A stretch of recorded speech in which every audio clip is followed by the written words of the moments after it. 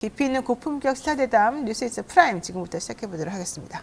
매주 월요일에 하는 코너는 일침, 대기자의 일침 혹은 훌륭한 정치인들의 일침 시간입니다. 정치권에 따끔한 일침 내려주시는 김진애 전 의원님 모셨습니다. 어서 오십시오. 네, 안녕하세요. 네. 네, 저 유료인 줄 알면 안 나왔을걸. 왜요? 저는 뭐든지 프리로 드리는 걸 좋아합니다. 네. 좀 있으면 또 다 프리로. 여러분들께 서비스가 되니까 걱정하지 마시고요. 네. 요즘에 총선 앞두고 이런저런 이슈들도 많고 많이 바쁘시죠? 뭐 제가 바쁠 건 없고요. 제가 출마하는 게 아니기 때문에 출마하지 않으니까 여기에도 이렇게 나올 수 있는 거죠. 요새 이제 출마하시는 분들 때문에 방송에 계속 교체가 많이 개편이 되고, 돼요. 예. 그래서 이럴 때 좀 나와서 응원해드리고 동료해드리고 하는 역할을 하고 있습니다. 네, 역시 좋습니다. 네. 그 여기 앉아 계신 우리 최배 의원님도 군산에 네. 지금 나가시려고 하기 때문에 아이 군산에는 또 제가 잘 아는 김의겸 의원님. 그러니까 군산이 지금 사실 박터져요.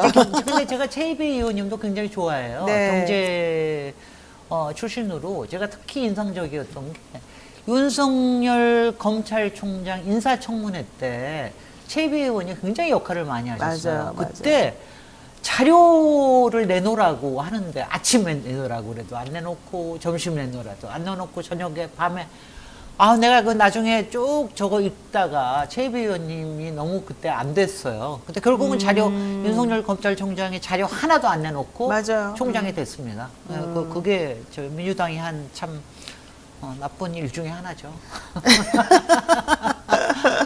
아니 그래서 제가 21대 국회 법사위에 들어갔잖아요. 그래서 법사위에서 하면서 여기 민주당 의원들 다 꾸르라고 할 꾸러? 말 있냐고. 윤석열 검찰총장 더군다나 윤석열 검찰총장 왜냐하면 저는 이렇게 자유롭게 얘기해도 돼요. 그럼요. 여기 네. 자유로운. 윤석열 검찰 왜냐하면 저는 서울중앙지검장 됐을 때는 그때는 그냥 조금 접어두려고 그랬어요. 그때는 이제 많은 분들이 그랬어요. 저도 그때 그랬어요. 왜냐하면 네. 특검이 계속적으로 이어지는 것도 있고 그랬기 때문에 그때까지 접었는데 검찰총장은 나는 이건 제대로 안 된 거다. 더군다나 아니 청문회에서 거짓말한 게 딱 드러났잖아요. 맞아요. 네. 그 누구죠? 그 세무서장. 네, 변호사 용산 세무서장. 수고했잖아요. 예. 그게 청문회장에서 딱 거짓말한 게 드러났는데 어떻게 통과를 시키냐고. 말이 안 되는 이남석 거지. 변호사를 소개를 해줬네 안 해줬네부터 시작해가지고 말들이 네. 많았죠. 그때 할 얘기들이. 네. 근데 어쨌든 그런 거는 절대로 용납해서는 안 되는 일인데 정말 잘못한 거예요. 그러니까 어떻게 청문회장에서 그렇게 뻔히 나올 만한 거짓말한 걸 자기가 거짓말을 그 자리에 하잖아. 근데 나중에 녹취로 해서 그대로 드러나잖아요. 근데도 거기에 대해서 아무런 게 없어요. 아니 문제 제기를 당연히 야당에서는 뭐 장점 했는데. 포함해서 여러 가지 제기를 했죠. 근데 결국은 뭐 청문회 통과시키고 그리고 대통령이 임명했으니까 문제인 거지. 그거는. 그러니까요. 어쨌든 그러다가 결국 대통령까지 됐잖아요. 그렇죠. 딱 뭐 되고 난 다음에 한 달 있다가 조국 장관 공격부터 시작을 해가지고 그러니까 모든 거를 이렇게 다 저는 당시에 나름대로 시나리오가 있었을 거라고 생각을 합니다. 자기가 어떻게 저기 하느냐의 시나리오. 서울중앙지검장만 하더라도 사실은 이게 이제 임명직이잖아요. 그리고 이제 기한이 끝나고 그러는데 이제 검찰총장이 되면은 이거 건드릴 수가 없거든요. 그러니까 그때까지 아마 뭐 그동안 얼마나 비굴하게 굴고 뭐 그랬어요. 자기가 검찰개혁 하겠다. 그렇죠. 이런 얘기까지 다 하고 그랬으니까 지금 그 뒤를 따라가고 있는 또 하나의 검사 출신이 있죠. 한동훈 비대위원장. 네네. 한동훈 비대위원장하고 관계는 어떻게 보세요?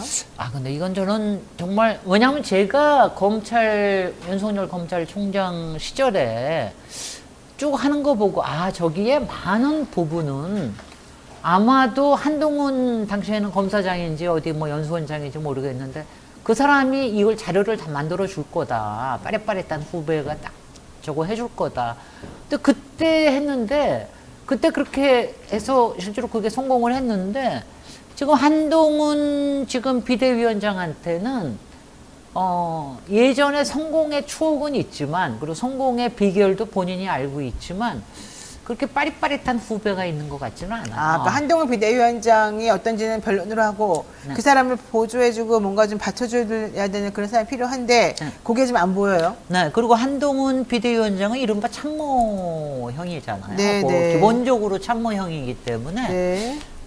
윤석열 검찰총장은 싫어하든 좋아하든 보스형이잖아요. 보스형. 예, 예, 보스형이니까 그래서 거기서 오는 한계가 있을 거라고 봅니다. 근데 이런 것도 있어요. 한동훈 비대위원장이 이원석 총장이랑 친하거든요. 네. 이원석 검찰총장이랑 같은 기이기도 지금 하고. 다 잘려 나갈 거 아니에요. 이제. 그런데 이원석 검찰총장이 한동훈 비대위원장이 이렇게 올라갈 때까지 같이 동반해서 많이 올라갔는데 네.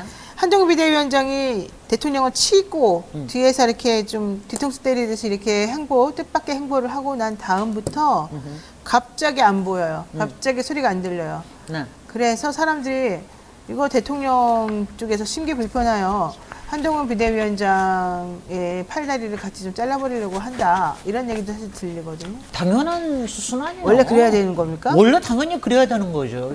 서울의 봄 영화 보셨죠? 네. 영화 보시면은 거기서 어떻게 합니까? 하나회를 일단 쫙 깔아두잖아요. 그렇죠. 하나회를 쫙 곳곳에 깔아줘서 쫙. 예, 정보통, 예. 그다음에 나중에 뭐 저 출동팀 다 깔아두잖아요. 그 중에 유일하게 깔아두지 못한 구공수대가 나중에 서울에 오다가 그러다가 깔아둔 국방장관이 철수 명령을 내리지 않습니까? 네. 그렇게 쫙 깔아두니까 그게 성공할 수 있었던 거지요.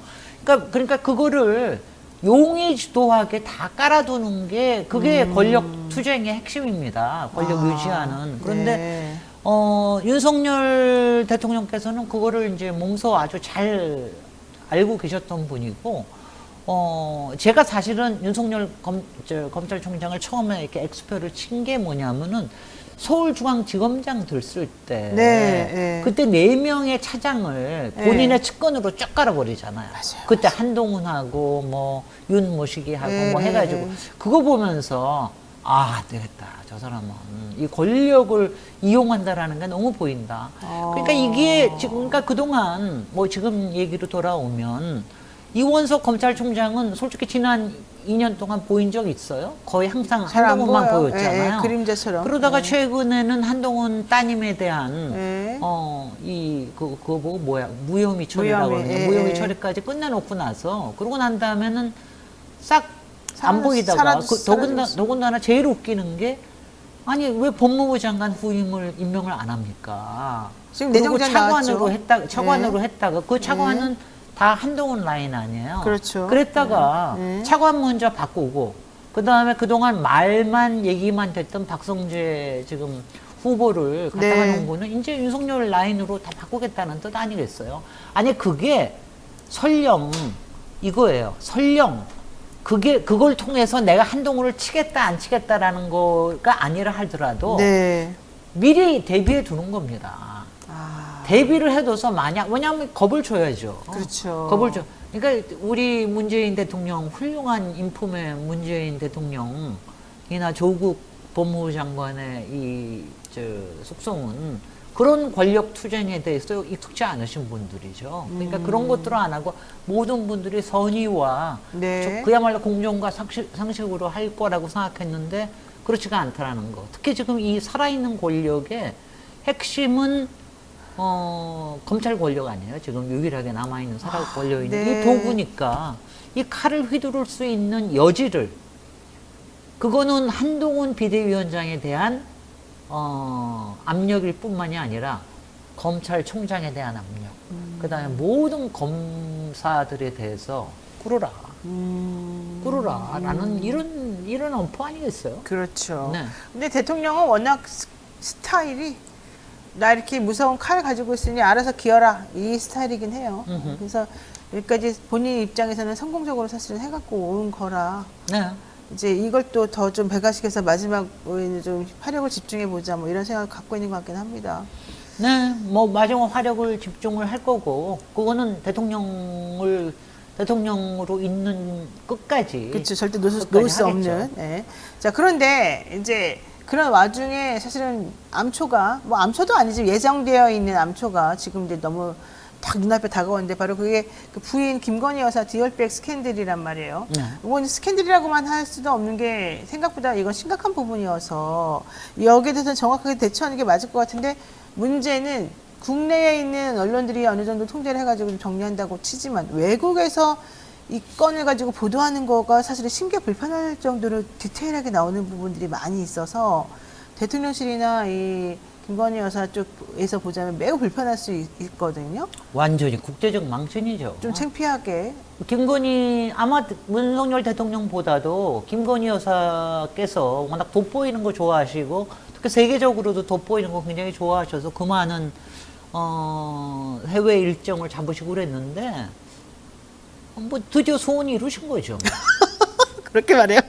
아니 소원이 소원을 이루신 거 아니에요? 이뤘다고요? 아니 왜냐면 국제적인 셀럽이 왜냐면 스캔들의 주인공이 된다라는 거는 근데 이거는요 스캔들일 정도가 아니라 저도 이 말에 더 동의하는데 이건 네. 김건희 게이트로 갈 겁니다. 아, 그럴까요? 왜냐하면 이렇게 김건희 여사 홀로의 힘으로 이렇게 스캔들을 만들 수는 없습니다. 그러니까 솔직히 디올백 하나는 스캔들일 수 있어요. 근데 만약 디올백을 저 집중적으로 보면은 디올백을 그렇게 수수할 수 있는 이유가 뭐였습니까? 뭐예요? 청와대가 아니죠. 대통령실에 다 경호를 해줬잖아요. 네, 그런 일을 네. 할 수 있게 다 경호를 해줬잖아요. 그러니까 그거는 어디까지나 권력 남용한 거 아닙니까? 그 다음에 지금 특검법으로 돼 있는, 김건희 특검법으로 돼 있는 주가 조작에 대한 것도, 김건희 여사의 혼자의 힘이 아니잖아요. 저는 솔직히 저도 우리 집안에 검사 출신이 하나가 있는데, 그냥 검사일 때뿐만이 아니라 검사장 정도 되고, 무슨 뭐 지검장이나 이렇게 되면은 그 유세가 굉장하더라고요. 엄청나죠. 난 깜짝 놀랐어요. 아니, 우리가 바깥에서 피상적으로 하는 거랑 틀리죠? 왜냐면 그 와이프의 유세가 달라지더라고요. 맞아요. 와이프의 유세가 뭐냐면은, 그러니까 사방에서 청탁을 받는 입장이고, 또 그거를 자기네들이 부탁을 들어줄 수도 있고, 그러니까 그거의 역할은 뭡니까? 하나는 덮어주는 역할, 그렇죠. 정보를 주는 네, 역할 이거 네. 아니에요. 그러니까 거기에 아주 익숙하기 때문에, 그렇기 때문에 저는 김건희 여사가 이른바 코바나 콘텐츠에서 활동해온 거나 주가 조작에 대해서 해왔던 게 검사의 와이프, 검사장의 와이프, 서울중앙지검장의 와이프, 네. 그 다음에 검찰총장의 와이프가 아니면 그런 거 그렇게 저게 될 수가 없죠. 그러니까 이거는 지금 그렇게 특검법을 반대하는 이유 중에 하나가 김건희 여사를 보호한다라는 것뿐만이 아니라 게이트가 열릴까봐 저는 겁이 그렇죠. 난다는 그런 생각이 저는 듭니다. 그렇군요. 근데 이거로 끝나지 않습니다. 그래요? 김건희 특검법, 김건희 도이치 특검법 하나로 끝나지 않아요. 요거 하나가 넘어가면은 당연히 디올백 특검이 있고요. 양평 고속도로 특검도 있고. 그게 계속해서 특검을 이게 다 계속해서? 하나하나가 특검의 거리가 됩니다. 저는 지난번에 그 특검법 통과되기 전에 디올백까지 넣어서 해야 된다라는 그런 이제 일부 의견이 있었는데, 저는 아니라고 쪼개서 생각했어요. 넣어라. 따로따로 하고 이거는 또 해야 되고 또 하고, 해야 또 되고 하고. 해야 될 거기 때문에 네. 이거는 쉽게 넘어가지 않을 거라고 봅니다. 근데 2월 1일 날 김진표 의장은 2월 1일 정도에 이 김건희 특검에 대해서 제의를 할 것으로 보인다. 뭐 이렇게 기사가 또 새로 나왔는데 그때 되면 제의가 성공하겠어요? 솔직히 이원 이름은 조금 빠르네요. 빠르잖아요. 네네. 일부러 그러는 거 아닌가? 그거는 국회의장으로서 한 얘기를, 국회의장은 또 사방에서 압력을 받지 않습니까? 그렇죠, 그러니까 그렇죠. 뭐 대통령실에서도 압력받고 국힘에서도 압력받고 네. 그러 하니까 일단은 2월 1일 정도에는 이제 임시국회가 시작이 된다니까 한다고 얘기하는 거고 임시국회가 시작이 되고 나면 이거는 여야가 합의를 또 해야 합의를 되죠. 봐야 되는 거기 네. 때문에 그렇게 네. 빨리 하지는 않을 그러니까 겁니다. 저는 저는 생각보다 서울 빨리 이후라고 나와서 봐요. 서울 이후에 왜냐하면 서울 전에는 이른바 디올백 얘기가 워낙 클 거기 때문에 특검법은 서울 이후로 가는 게 맞습니다. 네. 자, 저는 사실 이제 이 김건희 여사 외신에도 나오고 디올백 얘기가 하도 여기저기서 창피스럽게 많이 나온 부분들이 있어서 하다 보면 당연히 생각나는 사람이 이제 필리핀의 이멜다 마르코스가 이제 대통령 부인이 생각이 나지 않습니까? 뭐 네. 하루도 재임 기간 동안 남편 재임 기간 동안 하루도 같은 구두를 신어본 적이 없다. 뭐 이런 사체 여왕인데 그럼 발이 얼마나 아플까 이 생각도 솔직히 해요. 새 구두 신으면 되게 발이 아픈데 어쨌든 이 사람이 근데 알고 봤더니 2010년부터 2019년까지 필리핀 의회 하원 의원이었어요. 그러니까 실제 정치를 했던 사람이더라고요. 네네. 게다가 미스 필리핀 1위를 1953년도에 하기도 했었었고.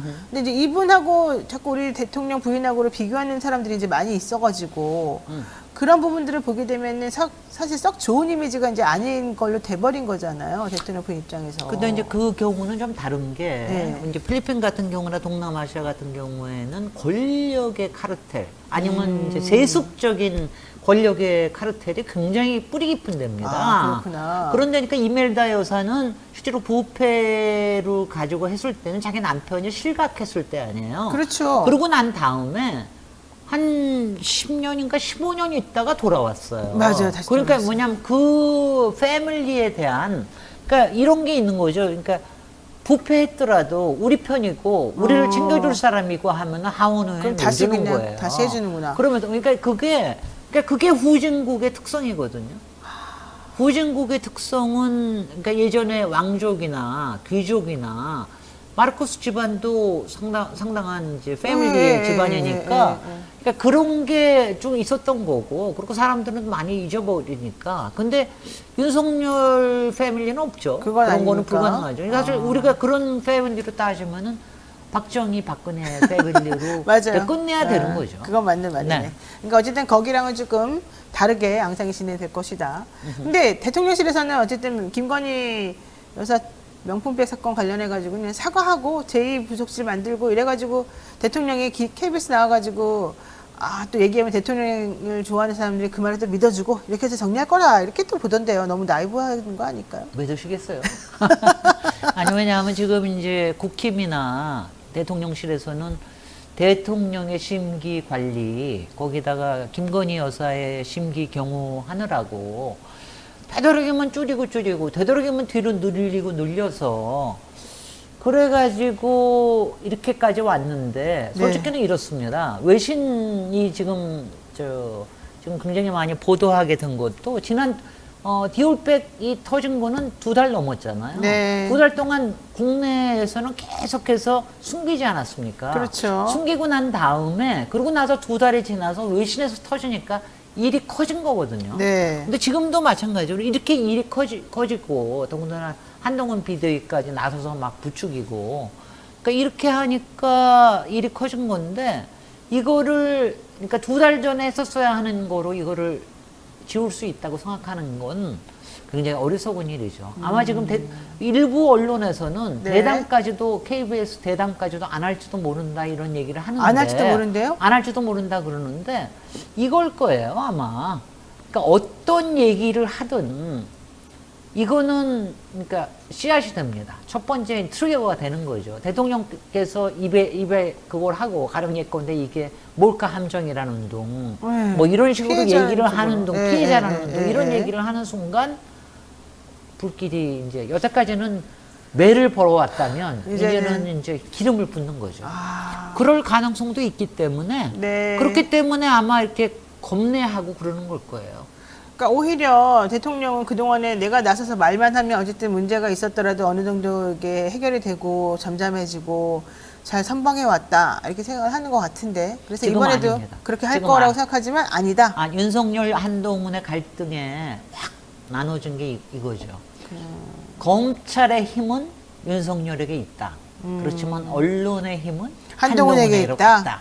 근데 이거를 이 스캔들을 줄이려고 그러면 언론의 지원이 절대적으로 필요한데 그렇죠. 지금 언론 조중동은 지금 다 한동훈 쪽으로 갔으니까 그러니까 기본적으로는 지금 이제 그게 안 될 거라는 걸 알기 때문에 지금 이제 아주 극우 유튜브 일부 빼놓고는 지금 이제 디올백이나 이 스캔들에 대해서는 다 한동훈 편으로 가 있잖아. 부정적이고 또 대통령을 끊어야 된다. 관계를 끊어야 된다. 그쪽 라인에 사람들이 얘기하는 거 자꾸 우리가 비호해줘가지고 우리도 같이 망한다. 이런 생각이 좀 있는 것 같긴 합니다.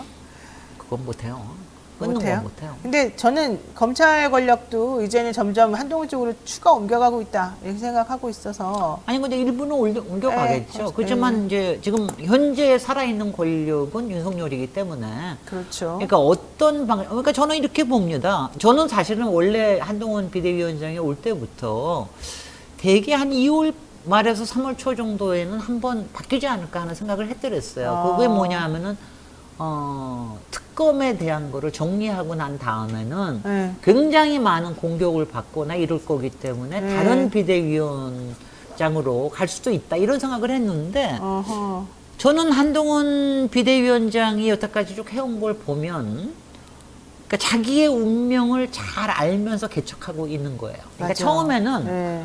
왜 비대위원장이 거론됐을 때 네. 저는 용산 대통령실에서는 고민을 했을 거라고 생각해요. 이게 양날의 칼이기 그렇죠, 때문에. 오히려. 그런데 그때 한동훈 후보의 그 태도는 하고 싶어 죽겠어요. 그렇죠.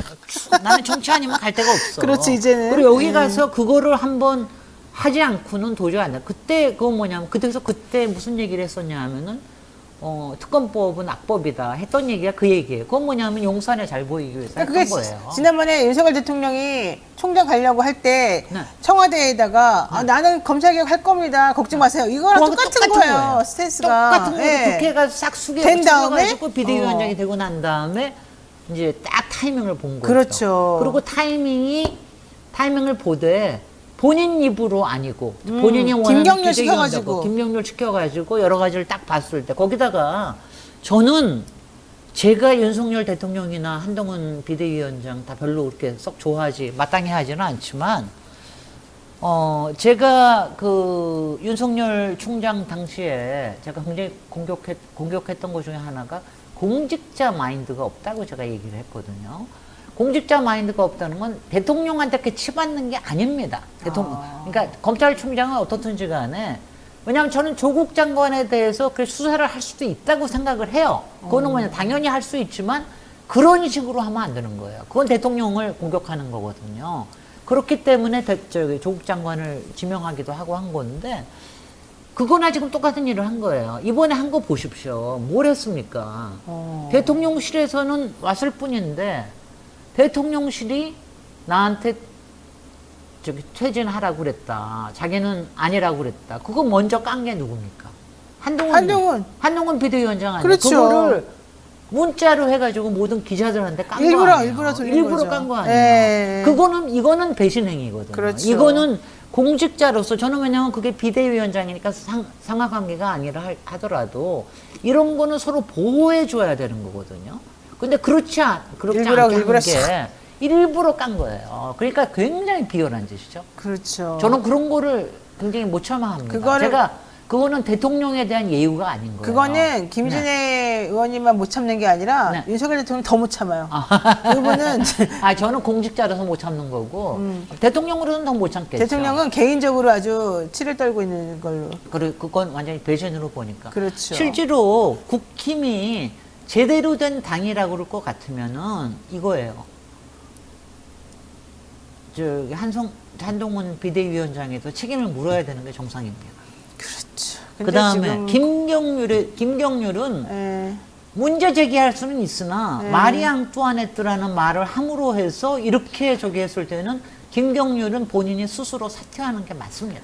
김경률 일부러 그런 말 했잖아요. 그 말이 일부러 뭔지 알면서. 일부러 네. 했더라도 그렇게 하고 나서 저거 했으면은 본인이 사퇴하는 게 그러니까 국힘에 지금 문제가 있다라는 게 이렇게 모든 권력 다툼과 누구한테 줄 설 것이냐, 누가 이길 것이냐, 아닐 것이냐, 이거에만 해가지고, 왜 지난번에도 김기현에 대해서도, 김기현 옹호한다, 막 그러고선 초선들이 난리치고, 하루 만에 싹 돌았잖아요. 국힘 이래서 한대요. 이게 정말 나라의 기강도, 사회의 도덕도, 정말 이게 저는 문제라고 생각합니다. 그래도 일사불란하게 움직이는 것 같아요. 왜냐면 민주당은 그럴 때는 목소리가 엄청나게 자잘자잘하게 많이 나올 것 같은데 국민의힘은 그렇지 않고 그냥 한 방향으로 탁탁탁탁탁 움직이는 느낌이 좀 있어요.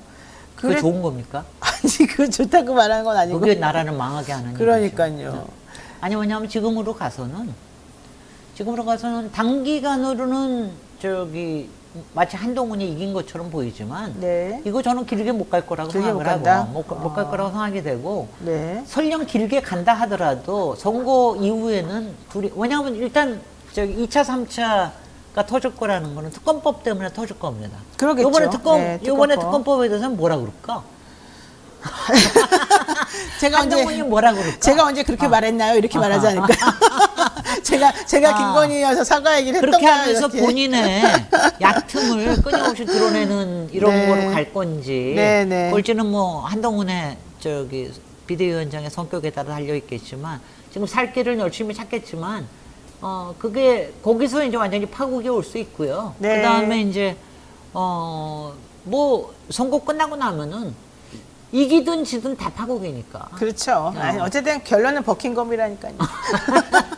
제가 항상 말하신 결론은 버킹엄. 둘 간의 관계는 버킹엄에 이미 끝났어, 결론은. 저는 버킹엄 얘기하시니까 저는 이제 이렇게 얘기하면서 왜 그 영화 파이 이야기 아시죠? 네, 파이 이야기 알아요. 왜 조그만 배 배 세 명이 하나에다가 타가지고. 배수영을 건너는데 네, 거기에 네. 조그만 소년 하나하고 왜 호랑이가 호랑이, 있죠. 벵골 호랑이, 호랑이하고 예, 예, 예. 호랑이가 윤석열의 뭐 별명이기도 했는데 지금 서로 잡아먹지 못했어. 너를 죽이느냐 내가 죽느냐. 여기 소설 파이 이야기 보는 더불어민주당에서 네. 대통령이 좀 전에 말씀하신 그 한동훈 비대위원장 물러나라 이 거취 관련해서 언급한 거 가지고 이게 이제 대통령분이 직접 얘기는 안 했습니다. 그래서 대통령실 비서실장이 만나가지고 이제 얘기를 했다는 뭐 그런 얘기 있잖아요. 이거 당무 개입이다. 이거 선거법 위반이다. 그래서 지금 고발한다는 얘기거든요. 네.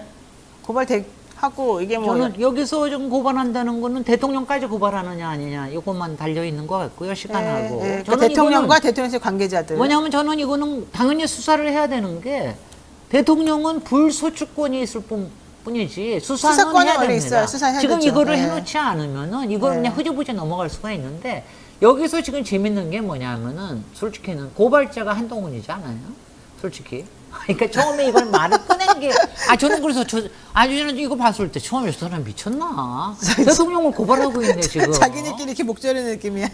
거기다가 그러니까 이제 고발자는 실제로 뭐 민주당이 되는 거지만 증인이 되는 거죠. 주요 증인이 되고 그다음에 여기서 근데- 윤지호 원내대표도 증인이 돼야 돼. 그 자리에 있었던 거 세 사람이. 그렇죠, 그렇죠. 거기다 그다음에 신문에 나온 거에 의하면은 한동훈 비대위원장이 그 비서실장한테 이런 얘기를 물었다는 거 아니에요. 이게 대통령의 뜻 맞습니까?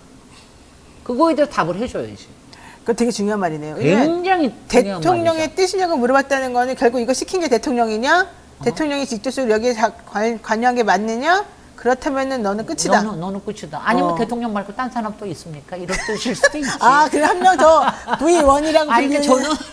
저는 그렇게까지 생각을 했어요. 왜냐하면 여전히 김건희 여사는 대통령실 소속이기 때문에 그렇기 때문에 지금 현재 대통령실 소속이잖아요. 그러니까 제일 이 사건에서 열받을 사람이 그 사람이잖아요. 그러니까 그럴 수도 왜냐하면 저는요 처음에 이거는 뭐냐면은 어떤 식으로 해서 갔는지에 대한 거는 네. 이거는 해야 됩니다. 이건 당무 개입에 대한 거는 이거는 정확하게 짚고 넘어가야 될 알겠습니다. 일이에요. 네. 자, 마지막 하나만 여쭤볼게요.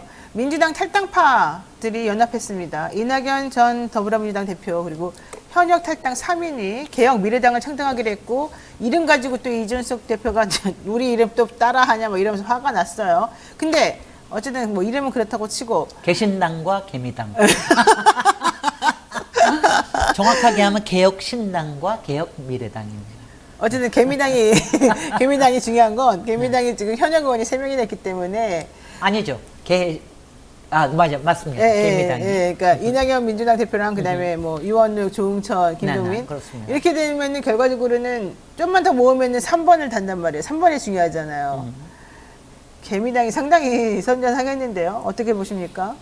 아니 저는 실제로는 가능성은 개신당에 더 많을 거라고 생각을 하고요. 개혁신당 쪽으로 아마 영남에서 굉장히 많이 흔들릴 거다라고 하는 걸 했는데 이게 어저께까지였어요. 그렇죠. 이제 바뀌고 있어요. 어저께 이제 유승민 탈당 안 한다 의원이 그러고. 탈당 안 한다 그랬기 네. 때문에 이게 말하자면은 이제 저는 항상 이준석 신당을 좀 응원하는 편에 속해 있는데 네, 제가 네. 응원하는 거는 이준석 개인을 응원하는 게 아닙니다. 저는 아까도 얘기했지만 국힘이 기본적으로 뿌리까지 썩어 있어요. 그러니까 왜냐하면 기본적으로 기강이 없고 도덕이 없고 이런 자율성이 없는 정당은 이거는 그렇게 가서는 안 됩니다. 그럴 때는 내부에서 세력이 올라와야 되는데 그 올라올 수 있는 세력 중에 몇 안 되는 세력 중에 하나가 이준석이기 때문에 개혁신당이 이왕이면 성공을 잘 했으면 되기를. 좋겠다. 예, 저도 사실 계속 응원하고 있었었는데. 그런 점에서 하는데 네. 근데 이제 이준석 그